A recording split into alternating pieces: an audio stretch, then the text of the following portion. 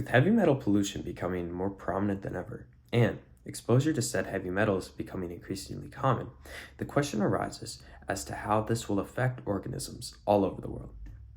Heavy metals are known carcinogens, and exposure to them has been shown to cause a wide array of adverse health effects.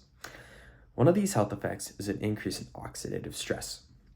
Oxidative stress is a process that occurs in organisms when exposed to outside environmental sources of stress. And furthermore, oxidative stress has been shown to lead to a disruption in signaling pathways and physiological function, along with chemical modifications. The body's way of acting against this form of stress is through the release of antioxidant enzymes. Therefore, by measuring the levels of antioxidant enzymes, one can measure the levels of oxidative stress and how exposure to heavy metals affects those levels. To do this, the model organism Caenorhabditis elegans will be starved for 1 week prior to exposure for maximum uptake, and then they will be exposed to varying concentrations of the heavy metals nickel and cadmium.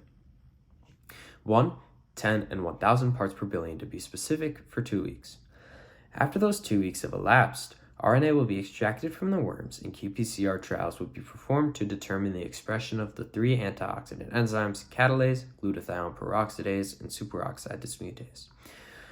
Although qPCR data has not yet been collected, RNA has been extracted from the C. elegans and qPCR data will be gathered in the very near future.